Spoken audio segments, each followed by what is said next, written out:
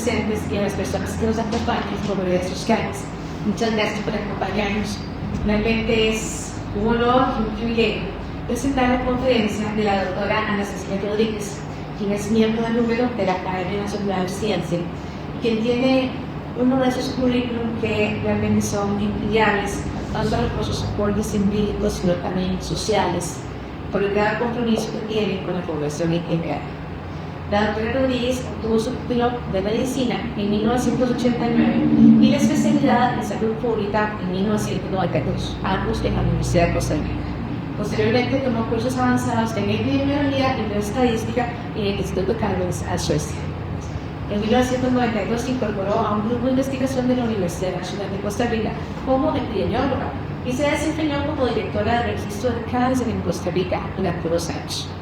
De 1996 a 2015 fue investigadora principal y co-investigadora principal en diversos estudios universitarios financiados por el Instituto Nacional de Cáncer de los Estados Unidos en AIDS, incluyendo el proyecto tecnológico Guanacaste sobre papillomavirus, un estudio longitudinal de cohorte poblacional con 10.049 mujeres y también con el Costa Rica Vaccine Trial para estudios en epidemiológicos también. Del 2005 al 2008 realizó una pasantía como investigadora visitante senior en la División de Epidemiología Genética de MSI. La mayor parte de su investigación se ha centrado en la neoplasia cervical y en la historia natural de la infección por el virus de papiloma humano. Asimismo, ha trabajado de manera extensa en estrategias de prevención del cáncer cervicuterino, incluyendo la vacunación contra el virus del papilomavirus, el tamizaje y la detección de la neoplasia cervical. En la última década se desempeñó como consultora de la División de Epidemiología Genética del Cáncer del MSI y más recientemente ha colaborado con iniciativas internacionales orientadas a pensar en métodos mejorados de tamizaje, triaje y tratamientos más adecuados para poblaciones vulnerables y de difícil acceso a través del estudio Consortium PAO.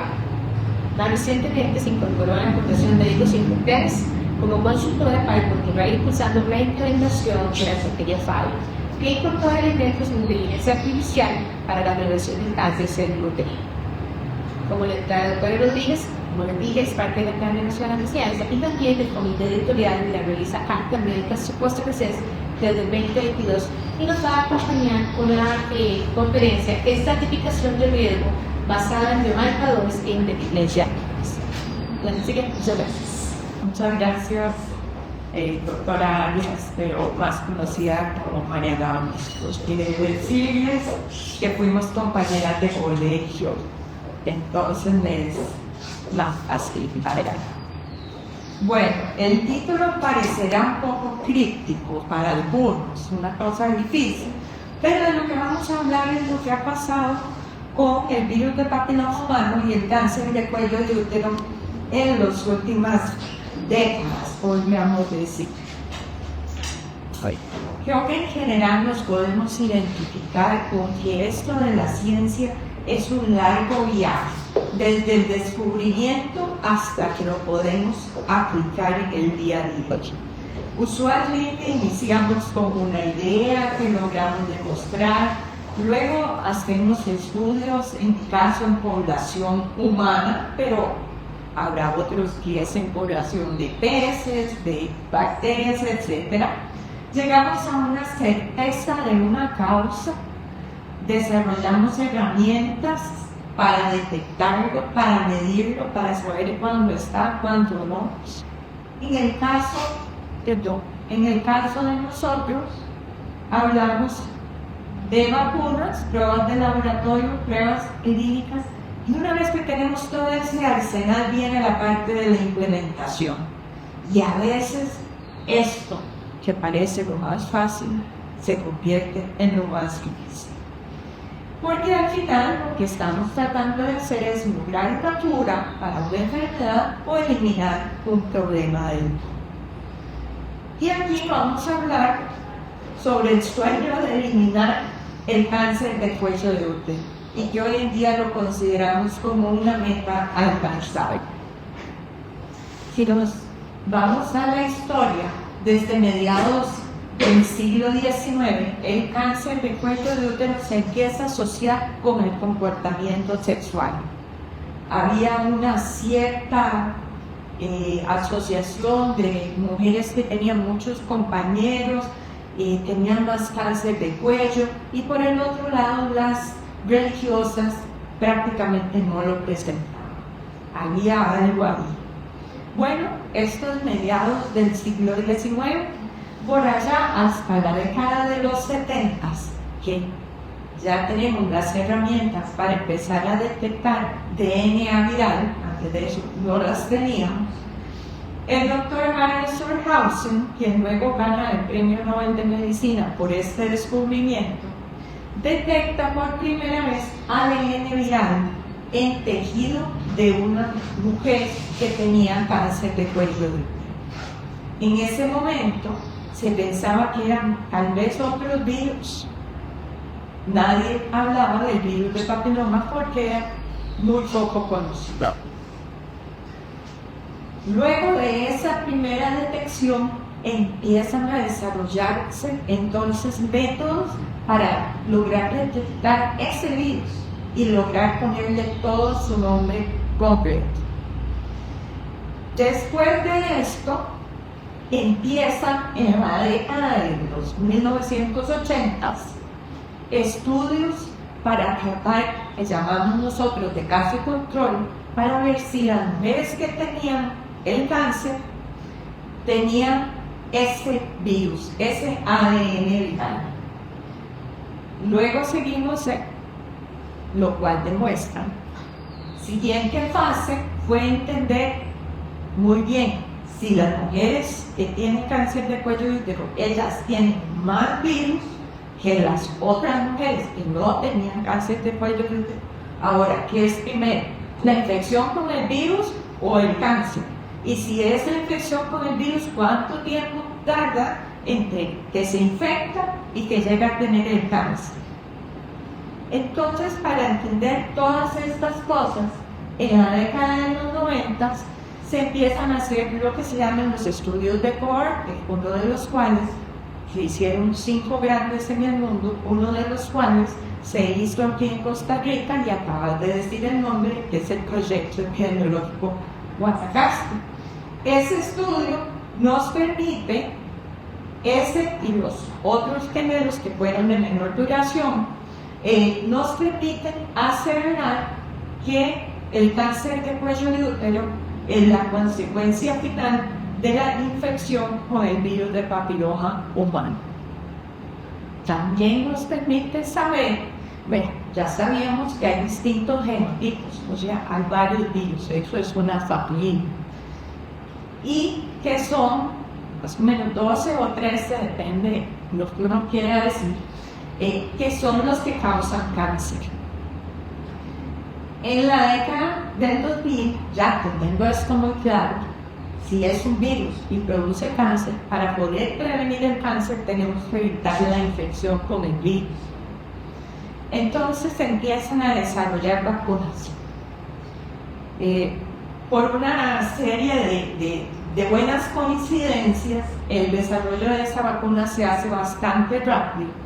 Y en la década del 2000, de hecho, aquí empiezan, en el 2003, se hacen estudios ya de eficacia de la vacuna. Uno de esos se hizo acá en Costa Rica y lo mencionaste, que es el ensayo de vacunación contra el VPH, acá en CDC por sus siglas en inglés. Luego viene la década del 2010 y de los 2020, y bueno, durante este periodo se mejoraron las pruebas y para su detección, su seguimiento, y tenemos el advenimiento de la inteligencia artificial como una herramienta que nos puede ayudar.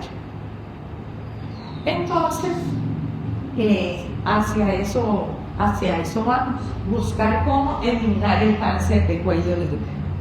Estos que están aquí en un colorcito un poquito más fuerte es porque ya en estos estudios me tocó participar, ya estaba yo ejerciendo, y entonces vamos a contar un poco el resumen de este viaje en la historia del virus de papiloma y del cáncer de cuello de útero y cómo eliminar Este otro tiene ahí el centro, aunque tiene un buen color, tiene el centro un poquito desteñido. Y es porque esa es mi esperanza. No haber muerto, es decir, todavía verlo, cuando logramos eliminar el cáncer de cuello de útero como una causa importante de muerte en el mundo. Bueno, entonces en este maravilloso viaje que les contaba, aprendimos muchísimas cosas, y esto que hasta aquí son unas pocas representativas de cosas que aprendimos aquí en Costa Rica. Aprendimos que el VPH es sumamente común en las mujeres jóvenes y que una vez que inicia la vida sexual es muy rápido que se empieza a detectar. Que después, si lo vemos por edad, vemos que es muchísimo más frecuente en las mujeres más jóvenes y que luego cae completamente. Bueno, ¿cómo es esto? Bueno, porque también entendimos que si aquí tenemos 100 infecciones, digámoslo así, representadas en el color celeste, y esto son esas 10.000 mujeres que seguimos durante 7 años en Guanacaste, y esta es la historia de todas sus infecciones, nos dimos cuenta que la mayor parte de esas infecciones el cuerpo las va a lograr meter bajo control inmunológico en los primeros 2 años. En los primeros meses ocurren muy rápidamente, pero hasta los 2 años son más las infecciones que el cuerpo va a controlar que las que persisten ahí. Persisten ahí, todavía las vemos en el color celeste.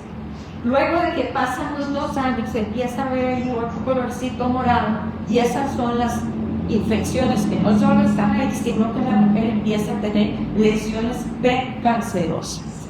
Alrededor de los 2 años ya la infección decide que o ya no hizo nada, el cuerpo la controló, o empieza a causar problemas en la mujer. Por ahí también aprendimos que lo importante es cuánto tiempo ha estado la infección en la mujer, no la edad de la mujer. Porque antes se creía que si una mujer adquiría la infección más adelante en la vida, que no era a los 18 o 20 años, sino un poco más adelante, le iba a ir peor. Algo así como el sarampión a los 5 años no es tan malo, pero a los 30, una rubiola, un sarampión o una varicela no son una enfermedad fácil de manejar. Bueno, pues no. Las mujeres de más edad eliminan con igual velocidad que las jóvenes las infecciones nuevas. Pero si tienen infecciones viejas, es decir, que habían adquirido por allá de los 18, 20, 15, a la edad que iniciaron la vida sexual, si todavía están por allá a los 40, la probabilidad de eliminarla es mucho menor. Es decir, una infección vieja es más probable que tienda a persistir y que tienda a producir lesiones precancerosas.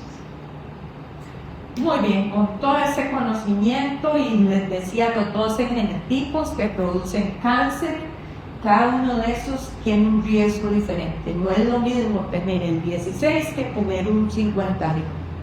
No es lo mismo. Todos son capaces de producir cáncer, pero el 16 es el que más produce cáncer. De hecho, es el causante del 60% del cáncer de cuello de útero en el mundo, también de orofaringe, de ano, de pene. Pero el más importante desde el punto de vista de salud pública es el de cuello de útero, es el más común. Hicimos aquí los ensayos de vacunación y vimos que es increíblemente eficaz la vacuna, prácticamente un 100%. Y también revisamos qué pasaba cuando las mujeres habían recibido menos de las 3 dosis que era el esquema propuesto. Y resulta que las que inclusive recibieron una sola dosis tenían igual protección. Claro, el estudio no había sido diseñado para eso, hubo que hacer otro estudio, pero este nos dio la indicación de que quizás 3 no era necesario, Y ustedes dicen, bueno, hay 1 o 3. No, es que eso tiene un enorme impacto desde el punto de vista de salud pública cuando uno habla de vacunar el mundo.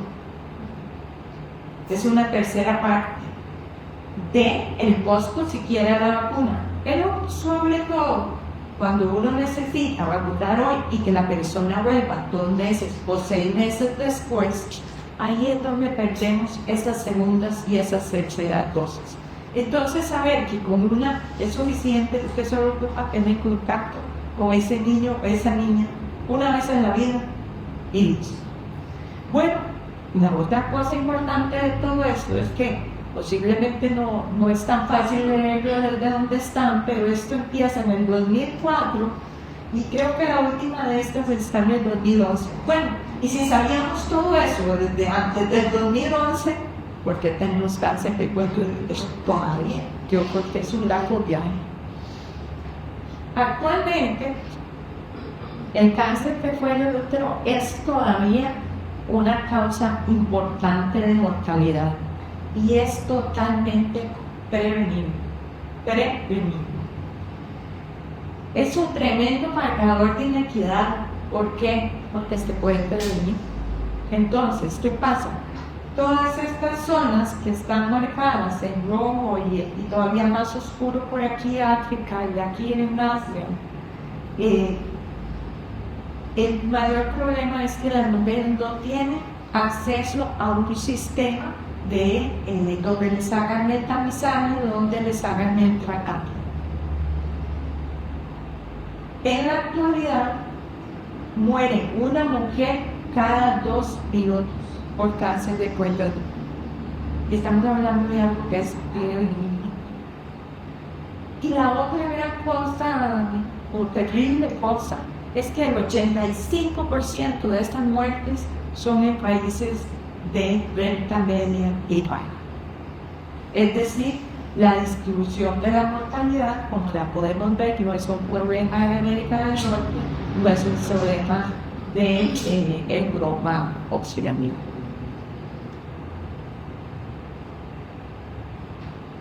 Por aquí tenemos también el mapa de la vacunación, dichosamente. América Latina prácticamente todo ya tiene la vacuna como algo de aplicación en sus sistemas de salud. Lo que pasa es que es hace poco y se ponen en niñas.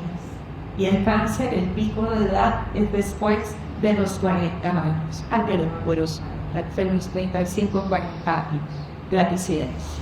Entonces tenemos un gran periodo de años, décadas, para que las niñas que fueron vacunadas lleguen a estar protegidas. Y entonces, ¿qué vamos a hacer? ¿Qué vamos a hacer con todas esas mujeres que ya tienen la infección, pero no les podemos poner la vacuna a tiempo y que pueden llegar a tener cáncer? Bueno, para eso está el tamizaje. Entonces, el paradigma tradicional para hacer la detección de las lesiones precancerosas y el tratamiento ha sido con la psicología vaginal para empaque o citología con función de papá encolado, pero solo lo conocemos como PAP. Después de eso, si salía alterado, habría que ir al ginecólogo para que le hiciera una colposcopía, le tomara una biopsia y según esa biopsia, si se salía una lesión precancerosa, entonces le hacíamos un tratamiento quirúrgico ambulatorio que comúnmente le decimos GLIC por sus siglas en inglés.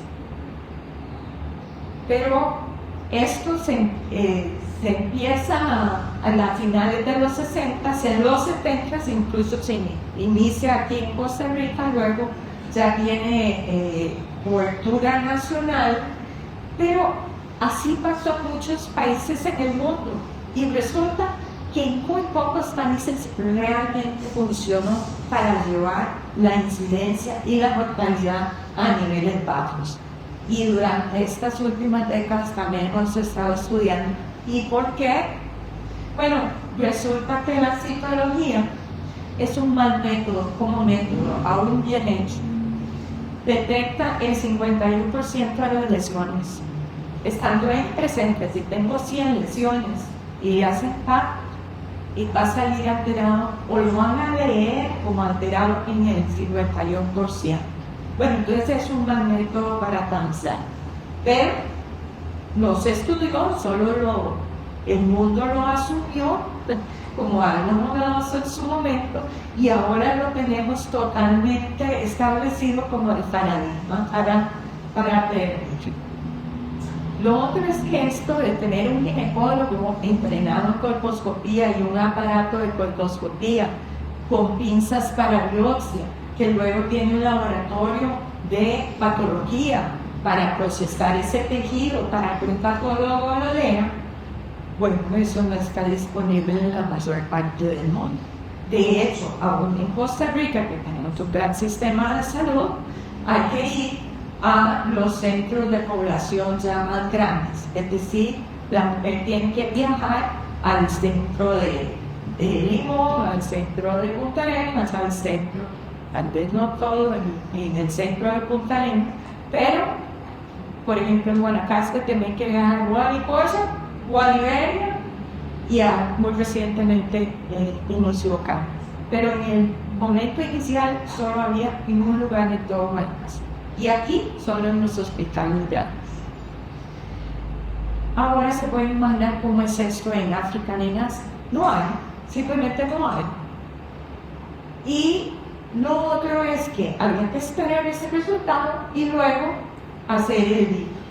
Bueno, si era en pocos lugares que tengamos colposcopía, bueno, requerimos tener colposcopía y equipo quirúrgico para hacer el LIP, todavía más difícil. Entonces, ¿qué pasó? Pues esto, al final las mujeres desisten, porque tienen que ir, volver a ir para ver el resultado. Ahora para que le tocan, ahora y cada vez es más largo de sus gastos, más tiempo y más esfuerzo. Entonces, desisten. El hecho de saber, pues, por el virus del papiloma nos lleva a ver, y todos los problemas que tenemos nos lleva a pensarlo, tenemos que modificar este paradigma.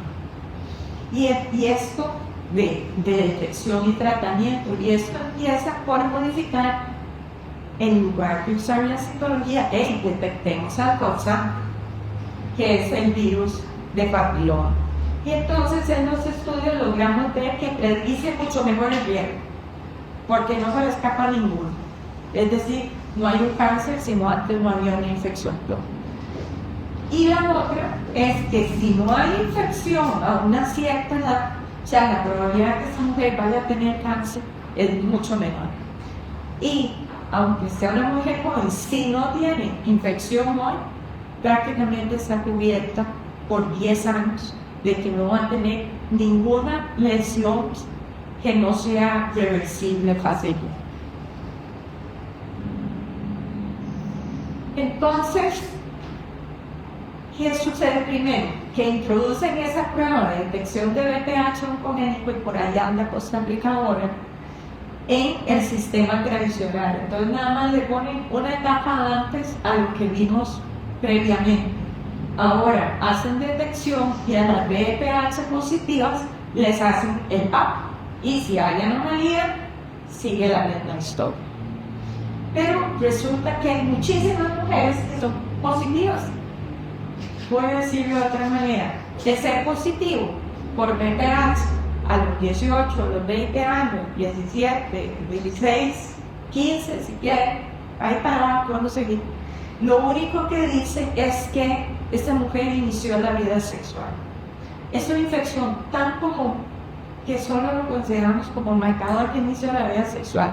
Prácticamente todas las mujeres y todos los hombres, una vez inician la vida sexual, se van a infectar con uno o más genotipos y de los oncogénicos. Pero el cuerpo, como les conté antes, lo va a eliminar, lo van a tener bajo control y no causa ningún problema. Entonces resulta que muchísimas van a ser VPH positivos, pero muy pocas en realidad están en riesgo real de llegar a tener cáncer, de cáncer o cáncer. Y la otra parte es que si yo mantengo esto, mantengo todas las limitaciones de accesibilidad, metodología, costos, etc. Si no se ayuda a encontrar más, pero todavía es una cosa trabada y que no funciona en la mayor parte de África del todo. Y en este país, porque tenemos los CEBAIS, funciona bastante bien. Sin embargo, sí tenemos abandonos y sí tenemos todavía problemas con el cáncer que viene bajando, pero aún no.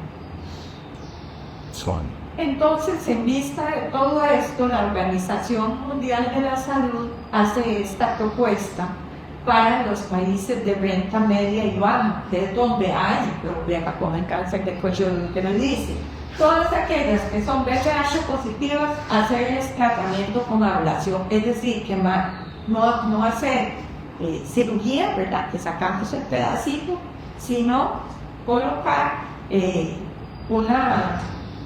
una punta que tiene 100 grados que se aplica por un minuto. El cuello no es doloroso, ¿no? Entonces eso no suele causar un dolor importante. Entonces no hay que poner anestesia, no, en el mismo momento se hace la misma. Pero ¿qué pasa? Que son demasiadas las VIH positivas, hay muchísimo sobretratamiento. Y en lugares donde, como África, donde tenemos mucho problema de VIH positivas, el dejar mujeres con estas abiertas no es una gran idea. Entonces nos planteamos, sí, pero ¿qué más podemos hacer? Sabemos tanto de esto, ¿cómo vamos a armar que en todos estos países que ni siquiera han introducido la vacuna, simplemente todo esto que está mal siga pasando? ¿Y por qué? Porque ya sabemos que el virus está ahí, está prácticamente en todo el mundo, pero ¿cómo identificar aquellas mujeres en las que este está causando un problema y tenemos que evitarlo? Es como darle, ¿cómo hacer? Darle exactamente al tiro, al blanco, que encontrar las que son. Entonces, bueno, no, tenemos que romper el paradigma, porque el paradigma tiene muchos problemas de accesibilidad y de no sé, de lidiar, pero que además no solo es cambiar el método de cabezal, no solo es quitar la citología y poner el BPH, no, es que también tenemos que cambiar el método de confirmación, porque, como les dije, en la mayor parte donde esto es un problema, no hay laboratorios de citopatología, no hay patólogos, no hay cómo procesar tejido. Y también el método de tratamiento, porque no tenemos ginecólogos, porque no tenemos hijos, porque esto no va a suceder. Y lo otro es que si es muy largo, la mujer va a desistir, porque o le da de comer a los hijos con ese dinero, o invierte el dinero y ir hasta la ciudad donde puede tener tratamiento. Y usualmente las madres ven por sus hijos y ven su salud como una tercera, cuarta o quinta prioridad. Entonces, bueno, hay que romper con todo. Y aquí hicimos la propuesta que tratamos de hacer detección de VPH con genotipificación extendida, porque los distintos tipos conllevan riesgos diferentes, y además agregando la evaluación visual mediante inteligencia artificial. Entonces no necesitamos tener gente ultra especializada en los lugares de hijos. Este consorcio hicimos un estudio que incluyó a más de 50.000 mujeres en 9 países alrededor del mundo. Aquí cercanos tenemos República Dominicana, El Salvador, Honduras, Brasil, luego Nigeria, Malawi, Tanzania y por aquí Camboya. Y también Eswatini, pues pequeñita ahí, allá. Eswatini, creo que es como se dice en español. Eswatini. Estos son dos que aquí quedaron dentro de Sudáfrica. Ya estoy geográfico. Quedaron dentro de Sudáfrica, que son Lesotho y son dos pequeños puntos totalmente rodeados por Sudáfrica. Esos reinos ancestrales decidieron no unirse a Sudáfrica cuando se estaba constituyendo Sudáfrica, y aún son independientes, aunque claro, todo tiene una conexión tremenda. Como les decía, pues, más de 50.000 mujeres en este rango de edad, porque ese es el rango de edad ideal para detectar y tratar antes de que sea tarde. Y aquí hicimos cosas que se mejoraron en estas décadas. Es que ahora no se necesita ir al ginecólogo que le pongan el espéculo, que a nadie, yo no pondré a una mujer en el mundo que le guste que le introduzcan un espéculo. A nadie le gusta ese examen. Pero ya se mejoró la técnica de detección y ahora es un pequeño aplicador que la misma mujer se introduce, se lo tiene que introducir hasta donde está esta manchita roja, es más o menos así, se le introduce, se le da 5 vueltas ahí y la cérvico-vaginal no tiene ni que tocar el cuello, y esto es suficiente.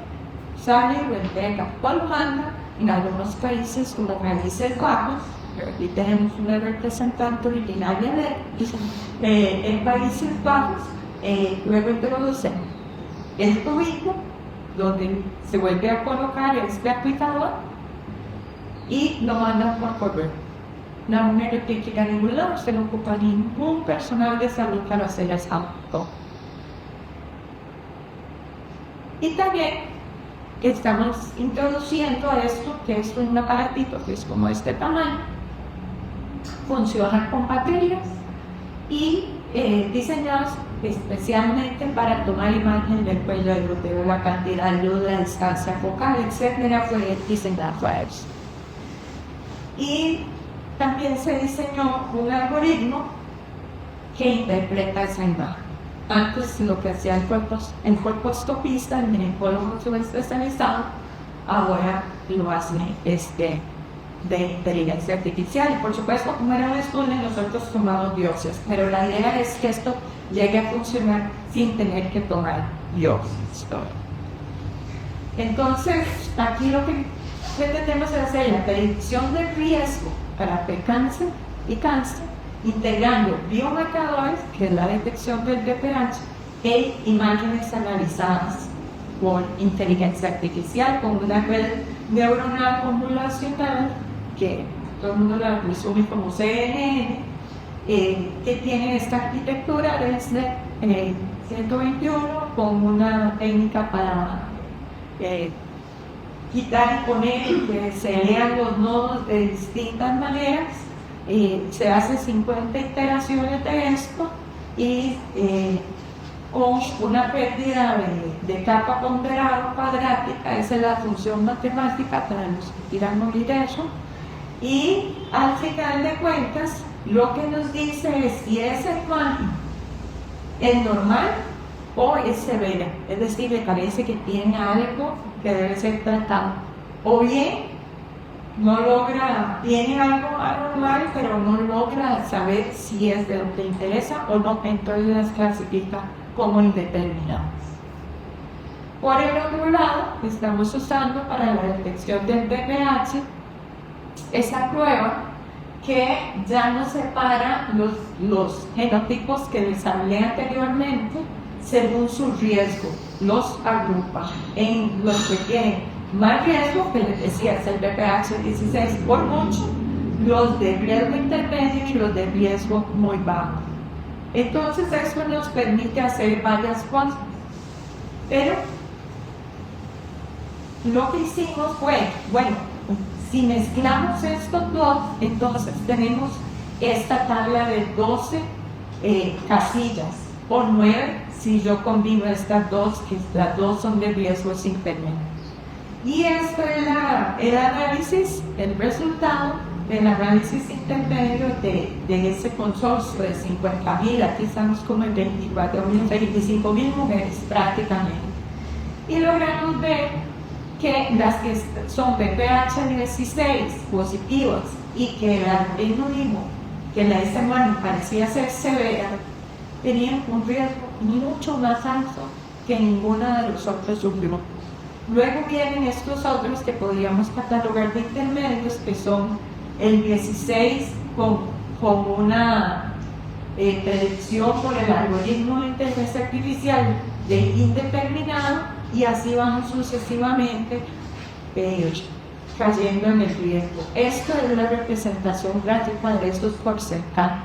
Y estos porcentajes son, para decirlo muy rápido, que en 100 mujeres tenían BPH 16 e imagen severa.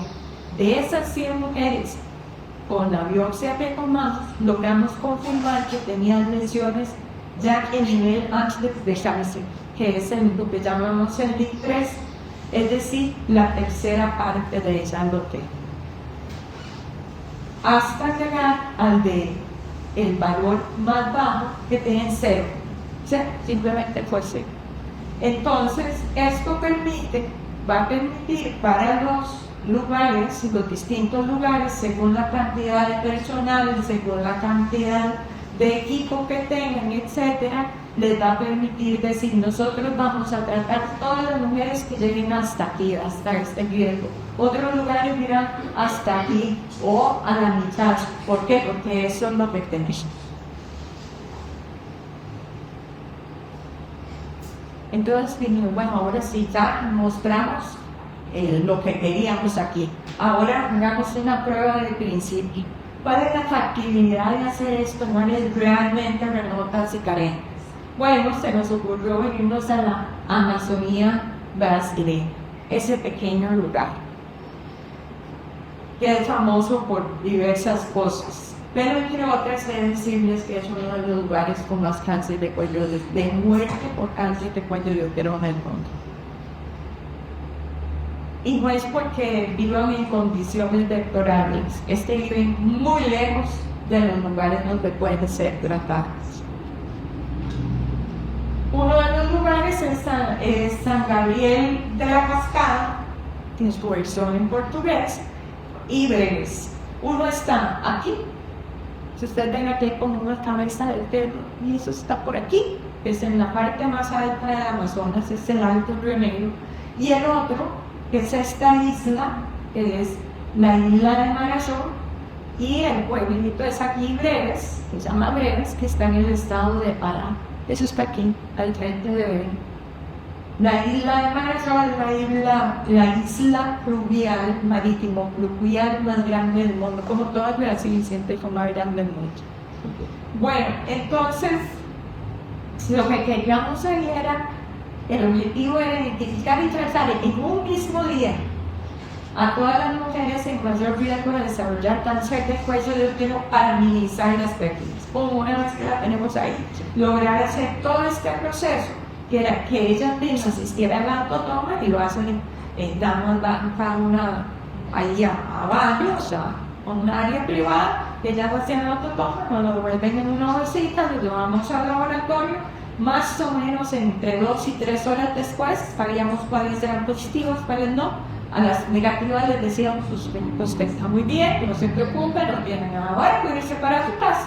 Y todas las demás se nos quedan por aquí, y vamos a hacer la toma del animal, y aquellas, en este momento, como todavía estamos evaluando el algoritmo, todas las solo tomamos de imagen, pero aún no la usamos para definir manejo. Y les tomamos biopsias para mostrar. ¿Sí? Aquí estamos, el grupo que llegamos allá a hacer esto en San Gabriel.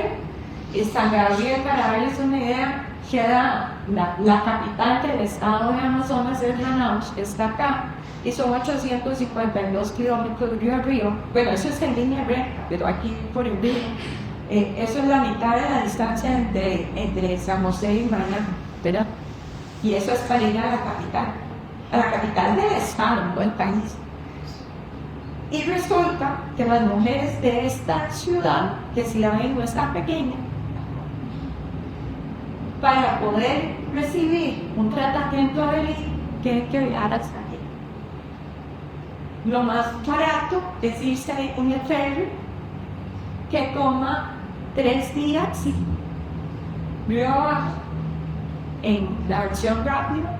Si no, son 5 el que va parando, 5 días pues una opción. Y para devolverse, toman el mismo ferry, pero toma 8 días. Además de eso, tienen que llegar a un hospital, sacar la cita, que le hagan la biopsia, el resultado de la biopsia. ¿Cuántas veces tienen ustedes que punten con eso? Por eso les digo, al final, bueno, entonces logramos montar el laboratorio muy rápido. Es por técnica de TSMR, pero isotermal, ¿verdad? María Laura, todos conocen de esas cosas. Entonces es mucho más rápido, no contamina, no es tan fácil contaminar, etc. Y luego nosotros llevamos, como era estudio, llevamos ginecólogos y aquí ellas están explicando lo que vieron, que para el mundo es muy interesante ver su cuello, porque aquí les puedo preguntar cuántas de ustedes conocen su cuello y útero. Nadie, ¿verdad? Tienen que haber participado en un estudio de estos para que alguien les haya tomado una foto del cuello. Bueno, la mujeres en general, todo el mundo se interesa por conocer algo que está dentro del mundo, usted le pertenece a uno. Y aquí les explicaron, viendo la foto de las letras, lo que vieron, por qué las trataron y cómo se veía después. En algunos lugares, ¿verdad? Cómo se veía después del tratado, en fin, los cuidados, etc. En San Gabriel logramos ir 6 meses después y logramos ver que las mujeres que habíamos tratado, definitivamente había menos inversión, la violencia era menor y que también había mucho menos lesiones de cánceros. La mayoría que estaban tratadas estaban sangrando. Todo con cosas que son transportables y que se hicieron en unos días, como les decía. Después fuimos a esta isla de Maracó, pues Vistabreves. Igual en 6 días ahí hicimos 845 mujeres. Aquí una enfermera explicando a la mujer, ella fuera a tomar su muestra, en grandes cantidades, por el equipo, laboratorio, así es como se ve el Amazonas desde arriba, ¿verdad? Uno cree que esa isla y que todo es una cosa verde y sólida. No, está cruzado por un montón de pequeños vertederos, manglares, etc. Entonces, trasladarse dentro de esa isla, que dicho sea de paso, la isla mide 40.000 kilómetros cuadrados. Recordemos que Costa Rica son 51.000 espumantes, pero eso es solo una isla que ni se ve cuando les enseñan. Y aquí igual logramos hacer el tratamiento de prácticamente todas las mujeres, de todas las VPH positivas, casi logramos evitar la pérdida de segmentos. Y ahí, claro, son mujeres que les cuesta mucho hacerse todo el proceso. Nos encontramos 5 que luego confirmamos que tenían cánceres invasores. Eran mujeres de 40 años y les voy a decir que de esas 5 mujeres había 3 que tenían más de 10 hijos cada uno. Entonces, eran hijos que todavía estaban por debajo de los 5 años. Eran 11, una era de 16 hijos, y ustedes que ven que va a pasar con esos hijos, eran ya cánceres en estadio final. ¿Verdad? A veces a uno se le olvida que cada uno de sus números es una historia, es una familia, detrás de ella tienen los hijos. Por supuesto, en la mayoría de los casos, el padre de familia no está en la escena. Y en los casos en que sí están, lo que decían ellas que no iban a tratamiento, pero cuando ellas se iban y tardaban meses en este proceso, cuando volvían, igual los hijos estaban solos y ya no había un marido que les diera ayuda. Entonces, es un problema social mundial. Esta es la primera parte del análisis costo-efectividad de impacto presupuestario, que lo acabo, lo está terminando Nicole allá de la Escuela de Salud Pública de Harvard, y para el resumen valoró en esta primera etapa 3 escenarios donde el tratamiento es más agresivo, intermedio y el menos agresivo, y cualquiera de los 3 es muchas veces más costo eficiente que lo que sucede ahora. La distancia es enorme. Entre los 3 hay una cierta diferencia, pero bueno, no voy a entrar ahora. Podemos ver que son mucho más costo efectivos. Esto es en San Gabriel y esto es en Breves, aquí con un 30% de cobertura, haciendo ese escenario, y en San Gabriel con un 50%. Y el impacto presupuestario es definitivamente mucho menor al actual. Bueno, pero todavía quisimos hacer otra prueba de principio más, y fue usando la cohorte de Guanacaste, las imágenes que teníamos almacenadas que se tomaron en 1993 y 94, que luego las convertimos a digitales, porque en aquella época unas personas llamadas la del celular y todo eso, no, eran en Roy, exacto. Entonces estas eran filinas que se pasaron a un proceso de digitalización y las convertimos en imágenes digitales. Bueno, las convirtieron, no pertenece pues a ciencia. Y esas imágenes se las pasamos ahora por el algoritmo de inteligencia artificial a ver qué hubiera hecho, porque Guanacaste era totalmente representativo de la población. Fue el 10% de los ingresos censales de Guanacaste, todas las mujeres, el 96% de todas las mujeres que se invitaron participó, prácticamente 97%. Entonces es absolutamente representativo del Guanacaste en 1993.